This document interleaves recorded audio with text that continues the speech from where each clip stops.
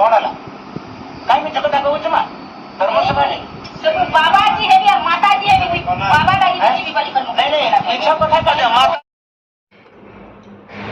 कौन कहला झियो कौन कहला बाबांकर माता झियो वो कहला है नाई मते टिके भल सुबिलानी बाबा जी है या माता जी है बाबा का ही भी बलि करनो नहीं पीछे कथा कहले माता जी अच्छा माता जी बेले कहता और बाबा जी बेले कहला कोई जगह तो बाबा जी रो माता जी है सी आ लो एबे टिके बुझा पड़िला। अच्छा आपण माने एबे देखिले झीटी सभा मझिरे बसिची माँ बेसी कहउचंदी सभा करिया पई अलेख धर्मरू आसीचंदी तंकर गुरु अलेख परंपरा को आपणईचंदी एमाने धर्म ग्रंथ सबको नष्ट करुचंदी अलेख बाबा मु तो जहाँ शुणिची एमाने कहार दुआर उठंतिनी एमाने कहा घर भितर को प्रवेश करंतिनी एमाने कहार रंधा खाद्य खाआंतिनी किंतु एठी बाबा माताजी को हाथर रंधा खाद्य खाइले खटरे शोइले राति 12टारे सुंदरी कन्या को डाकिले मंथन करिया पई गोड़ घसीबा पई ये होची अलेख धर्म अलेख धर्मर संस्कृति परंपरा आ बाबा टिके कौन कहउचंदी कौन विचार करबा को आछंदी आ टिके मौन मुही कौन कहउची टिके सुनी दबा बाबा तू सब बाबा माने जेन काम नहीं करबा कथा है काम भी करले केता होते हमें तो मन मत ऐसा बोला बता को हां सरला ये दागा भल बोइसे खराब संपर्क कला के बाहा हब बोली कहलानी आ पूरा बाबा को पूरा प्रेम कर देछि झियो प्रेम आह पूरा जोड़ी जमाई देछि झियो। अच्छा आपण माने ए सब घटना को देखिकी आपण माने कौन अनुभव करुछंदी ये एबे 5-6 दिन हेलानी भाइराल होछि जने अलेख धर्मर बाबा तांको घरे रही तांको घरे खाद्य खाई तांको खटरे सोई तांको झियो को प्रेम करी विवाहर प्रतिश्रुति देई छुआ आगु को तांकर हबो बाबा सब काम सारिकी फेरार आ जो गणमाध्यम भाइराल होची केते लज्जाजनक कथा आम साधारण लोक एथु कौन शिखिबे साधारण मनीष समाज रे की भली प्रभाव पकेब जदि बाबांकर एते बाहा हबार शौक थिला जदि एते संसार करिवार इच्छा थिला ताहले बाबा जोगी होउथिले काहेकि अलेख धर्म को आपणाउथिले काहेकि ये तो अलेख धर्म नुह ये कुतुकुतिया धर्म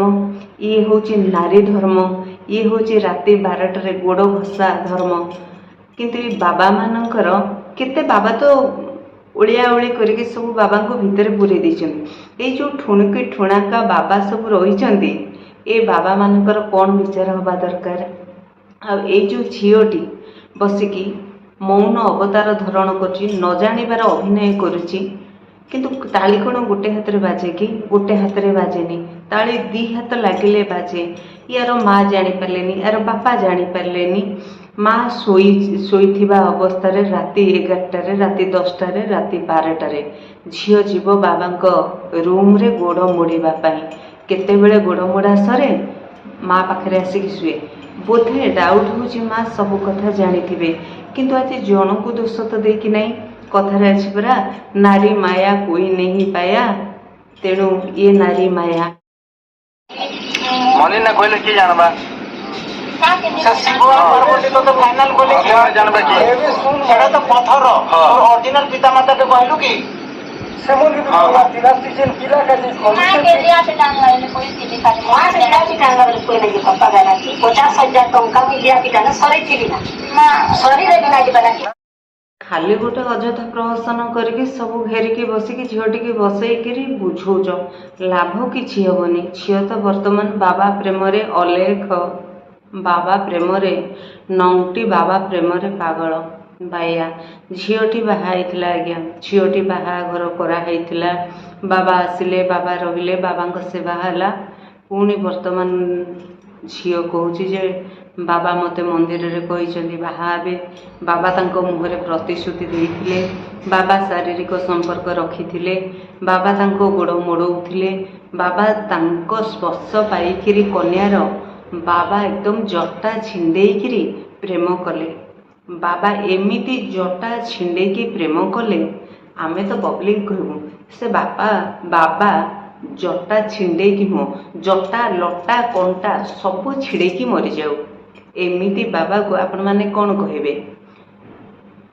ବର୍ଷ ବର୍ଷର ଜପ ତପ ଧର୍ମ ନଷ୍ଟ କଲା ଏ ବାବା ନାରୀର ଯୌବନ ପାଖରେ, ମୋଡ଼ା ଘଷା ପାଖରେ। ତେଣୁ ଏମିତି ବାବାମାନେ ଖାଲି ଯେ ଆପଣମାନେ ଭାବନ୍ତୁନି ନିଶ ଦାଢ଼ି ଚୂଳ କେଶ ଜଟା ରଖିଥିଲେ ଜଣେ ଧର୍ମ ଶାସ୍ତ୍ରକୁ ନେଇକିରି ଜଣେ ସାଧୁ ସନ୍ଥ ହେଇପାରେ, ତା ଅସମ୍ଭବ କଥା। ଏଇ ସାଧୁ ସନ୍ଥ ନାଁରେ କେତେ ଯେ ଘଟଣା, କେତେ ଯେ ଦୁର୍ଘଟଣା ଘଟିକିରି ସବୁ ଗଲେଣି ଭିତରକୁ। ଏବେ ଯେଉଁ ଗାଁରେ ମୁଣ୍ଡିଆ ପାହାଡ଼ ତଳେ ଯେଉଁ ଜମିରେ ଜାଗାରେ ଯେଉଁମାନେ ଘର କରିକି ରହିକିରି ବାବା ସାଜିଛନ୍ତି, ଗୋଟେ କମଣ୍ଡଳ ଧରିକି ଆସୁଛନ୍ତି, ଭିକ୍ଷା ପାଇଁ ନୁହଁ, ସିଏ ନାରୀ ଭିକ୍ଷା କରିବା ପାଇଁ ଆସୁଛନ୍ତି। ସୁଯୋଗ ସୁବିଧା ପାଇଲେ ରାତିରେ ସେଠି ବାସ କରିବେ, ବିଶ୍ରାମର ବାସ, ରାତି 12ଟାରେ ଗୋଡ଼ ମୋଡ଼ିବାର ବାସ କରିବେ। ତାପରେ ପ୍ରେମ କରିବେ, ତାପରେ ଛୁଆ କରିବେ, ତାପରେ ମନ୍ଦିର ନେବେ, ତାପରେ ପ୍ରତିଶ୍ରୁତି ଦେବେ, ତାପରେ ବାବାମାନେ ଚମ୍ପଟ ମାରିବେ। ଆଉ ଏମିତି ସବୁ ସରଳ ନିରୀହ ଝିଅମାନେ ସଭା ନ୍ୟାୟରେ ଆସିକି ବସିବେ। ଇଏ ହେଉଛି କଳିଯୁଗ ବାବା। ନାଇଁ ଲୋକ କହୁଛନ୍ତି, ମୁଁ କହୁନି। ଇଏ ହେଉଛି କଳିଯୁଗ, ଇଏ କଳିଯୁଗ ନୁହଁ, ଇଏ ହେଉଛି ସତ୍ୟଯୁଗ। ଏଠି ହେଉଛନ୍ତି ଭଗବାନଙ୍କର ବିଚାର। ଏଇ ଯେଉଁ ସଭା ନ୍ୟାୟ ଝିଅଟିକି ବସେଇ କରୁଛନ୍ତି, ଭଗବାନ ଅଛନ୍ତି। ତେଣୁ ଇଏ କଳିଯୁଗ ନୁହଁ, ଇଏ ପାପୀଙ୍କର ବିନାଶ ଯୁଗ। ତେଣୁ ଏଇ ଯେଉଁ ପାପୀମାନେ ପାପ କରୁଛନ୍ତି, ଏ ଯେଉଁ ବାବା ମଉସାଙ୍କ ରୂପ ଦେଖ, ତାଙ୍କ ଭେକ ଦେଖ, ତାଙ୍କ ଜଟା ଦେଖ, ଆଉ ଝିଅଟିକି ଦେଖ, ବିବାହିତା, ସ୍ୱାମୀ ଦରକାର ନାହିଁ, ତାର ଆର ସଂସାର ଦରକାର ନାହିଁ, ତାର ଏବେ କିଛି ଦରକାର ନାହିଁ। ଏବେ ଅଲେଖ ବାବା ଦରକାର, ଲଙ୍ଗୁଟି ବାବା ଦରକାର। ଆପଣମାନେ ଭାବନ୍ତୁ ଏଇ ଝିଅଟିର ଭବିଷ୍ୟତ କ'ଣ ହେବ?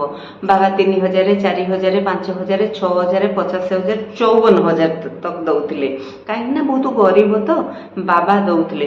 କିନ୍ତୁ ବାବାଙ୍କୁ ଯେତେବେଳେ ପ୍ରଶ୍ନ ପଚରା ହେଉଛି, ରାଜ୍ୟରେ ଏତେ ଦେଶରେ ଗରିବ ଅଛନ୍ତି, ଏତେ ଅସହାୟ ଲୋକ ଅଛନ୍ତି, କାହାକୁ ଦେଉନଥିଲ? କିନ୍ତୁ ସେମାନଙ୍କୁ ଦେଲେ ଲାଭ କ'ଣ ହେବ ବାବାଙ୍କର? ବାବା ତ ଏଇଠି ଦେଉଥିଲେ ନା, କାହିଁକିନା ରାତି 12ଟାରେ ଯେ ମର୍ତ୍ତନ ହେଉଥିଲେ। ଆଉ ଏଇ ଯେଉଁ ବାବା, ଏ ବାବାଙ୍କର ଚେହେରା ତ ଆପଣ ଥମ୍ବନେଲରୁ ଦେଖିଲେ। ବାବା କେଡ଼େ ରସିକିଆ, ଆଉ ଇଏ କେଉଁଠି ଯାଇକି ସେ ତପ କରିଛନ୍ତି, ସେ ଧର୍ମ ଆପଣେଇଛନ୍ତି। ମୁଁ ଶୁଣିଛି ଅଲେଖ ବାବାମାନେ ଘର ତ୍ୟାଗ କରନ୍ତି, ଆପଣାର ଲୋକଙ୍କୁ ତ୍ୟାଗ କରନ୍ତି, ସନ୍ନ୍ୟାସ ଗ୍ରହଣ କରନ୍ତି, ଜଙ୍ଗଲରେ ରୁହନ୍ତି, ପାହାଡ଼ ତଳେ ରୁହନ୍ତି, ଏମାନେ ଗୋଟେ ଟାଇମ୍ ଖାଆନ୍ତି, ଭିକ୍ଷା କରନ୍ତି। କିନ୍ତୁ ଏଠି କ'ଣ? ନାରୀ ମାୟାରେ ସବୁ ଗଲା। ଆଚ୍ଛା, ମା ବାବା के ବର୍ତ୍ତମାନ କାହିଁକି ତୁ ଧନ ପଡ଼ି ବାବା ରହନ୍ତୁ, ମୁଁ ସେ ଝିଅକୁ ପ୍ରଶ୍ନ କରୁଛି, ଏପରି ଯଦି ତୋ ଶାରୀରିକ ସମ୍ପର୍କ ଯଦି ବାବା ସଙ୍ଗେ ଯଦି ଥିଲା, ବାବା ଗୋଟେ ମାନେ ଭିକ୍ଷାକାରୀ ଲୋକ, ଆମେ ଦାଣ୍ଡରେ ମାନେ ବସିକି ଗୋଟେ ଧର୍ମଦାତାଙ୍କ ଡାକି ମା ଭିକ୍ଷା ଟିକେ ଦେଉନ, ବସିକି ଖାଇଲେ ତାର ମଙ୍ଗଳ କାମନା ଯିବା ମା କରିକି ଯିବା ଲୋକ। ତୋର କ'ଣ ମାନେ ଆତ୍ମୀୟ ଲୋକ କି ବାବା ଯେ ତୁ ତାଙ୍କୁ ଘରେ ପୁରେଇଲୁ?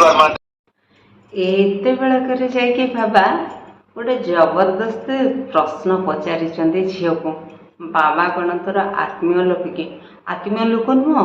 ବାବା ଆସିଲେ, ରହିଲେ, ବାବା ହେଉଛନ୍ତି ଭଗବାନ, ଗୁରୁ ଦେବତା। ଗୁରୁ ସେବା କରୁଥିଲେ, ବାବା ସେବା କରୁଥିଲେ, ଭଗବାନଙ୍କ ସେବା କଲା ଭଳିଆ ସେବା କରୁଥିଲେ। ଭଲ ଭଲ ରନ୍ଧନ ହେଉଥିଲା, ମର୍ଦ୍ଦନ ହେଉଥିଲା, ବାବାଙ୍କ ପାଇଁ ବିଛଣା ହେଉଥିଲା, ବାବାଙ୍କ ରୁମ୍କୁ ଯାଉଥିଲେ। ଏତେ ସବୁ ବର୍ଷ ହେଲା ଚାଲିଥିଲା। ବାବାଙ୍କର ସେତେବେଳେ ଭଲ ଲାଗୁଥିଲା, ଆଜି ଭଲ ଲାଗୁଛି। ଆପଣମାନେ ତାକୁ ସଭାରେ ବସିକି ପଚାରିବେ ଯଦି, ସେ କ'ଣ ଛାଡ଼ିଦେବେ? ଆଚ୍ଛା କଥା, ବାବା ବି ଛାଡ଼ି ପାରିବେନି, ବାବା ବି ଭୁଲି ପାରିବେନି ନା। ବାବା ଯେଉଁ ମର୍ଦ୍ଦନ ଖାଇଛନ୍ତି, ବାବା ଯେଉଁ ଖାଇଛନ୍ତି। ଆଚ୍ଛା ବାବାଙ୍କର ଯଦି ଏତେ ସଉକ ଥିଲା ବାବା କାହିଁକି ଲୁଚିଲେ? ବାବା ଜଟାକୁ ଭିଡ଼ିକି ଟିକେ ଛିଣ୍ଡେଇ ଦିଅ, ଯେଉଁ ଲମ୍ବା ଲମ୍ବା ବେଣୀ ଅଛି ସେ ବେଣୀ ଟିକେ ଛିଣ୍ଡେଇ ଦିଅ, ନହେଲେ କଇଁଚିରେ କାଟିଦିଅ ଆଉ ଆସ। ଆଉ ବାବା ସେଇଆ ତ ହେଇଗଲା ଆଉ। ମୁଁ ତ ଠୁଣୁକା ବାବା ଲୋ ତୁ ମୋ ବାଙ୍ଗିରି ମାଥା। ସଞ୍ଜ ହେଇଗଲେ କବାଟ ଦବା। ଚାଲ କବାଟ ଦେ। ବାବା ତ ସଞ୍ଜ ବେଳୁ କବାଟ ଦଉଥିଲେ ବର୍ଷେ ହେଲାଣି। ଆଜି କବାଟ ଦେଇ ଦେଇ ଦେଇ ଦେଇ ଦେଇ ଦେଇ ଆଜି କୁଆଁ କୁଆଁ ହେଇଗଲାଣି। ତେଣୁ ଏମିତି ସବୁ ଘଟଣାକୁ ଆପଣମାନେ ଦେଖୁଛନ୍ତି। ଆପଣ କ'ଣ ଏ ବିଷୟରେ କମେଣ୍ଟ କରିବେ, କ'ଣ ଏ ବିଷୟକୁ ଆପଣ ଚିନ୍ତା କରିବେ? ଏକୁ ଆମ ରାଜ୍ୟ ନିନ୍ଦା କରୁଛି। ଏଗୁଡ଼ା ଦେଖିବା ପାଇଁ ବି ଲଜ୍ଜା ଲାଗୁଛି, ସରମ ଲାଗୁଛି। ଏଇ ଧର୍ମକୁ ଆପଣେଇ ଏଭଳି ଆଚରଣ ସାଧାରଣ ଲୋକଙ୍କୁ କ'ଣ କହିବେ? ଏ ସମାଜରେ କ'ଣ ଘଟୁଛି? ଏଥିରୁ ଲୋକ କ'ଣ ଶିଖିବେ? ଲୋକ ଆଜିକାଲି ମାନୁନାହାନ୍ତି, ବଡ଼ ସାନ ଗୁରୁଜନ ମାନୁନାହାନ୍ତି। ଏଠି ପାପର ସଂଖ୍ୟା ଯେ କେତେ ତାକୁ ମାପ କାଠିରେ ଆପଣ ମାପି ପାରିବେନି। ଏଠି ଭାଇ ଭଉଣୀର ସମ୍ପର୍କ କୁହନ୍ତୁ, ମଉସା ଝିଆରୀର ସମ୍ପର୍କ କୁହନ୍ତୁ, ଦାଦା ର ସମ୍ପର୍କ କୁହନ୍ତୁ, ଏମିତି ଅନେକ ସମ୍ପର୍କ ଉପରେ ମୁଁ ବହୁତ ସାରା ଭିଡ଼ିଓ ପକେଇଛି। କିନ୍ତୁ ଏ ସମ୍ପର୍କକୁ ଆପଣ କ'ଣ କହିବେ? ଜଣେ ଧର୍ମର ଶକ୍ତିରେ ରହିକି ଜଣଙ୍କ ପାଖରେ ସେତିକି ତାକତ ଅଛି, ସେତିକି ଶକ୍ତି ଅଛି, ସେ ତାଙ୍କ ନିଜକୁ ନିଜ ଇଏରେ ତାଙ୍କୁ ନିଜକୁ କଣ୍ଟ୍ରୋଲ କରିବାର। କିନ୍ତୁ ବାବା ନାରୀର ପ୍ରେମରେ ଆଉ କଣ୍ଟ୍ରୋଲ ହେଇଗଲେ, ଆଉ କଣ୍ଟ୍ରୋଲ ହେଲାନି। ଭଗବାନ।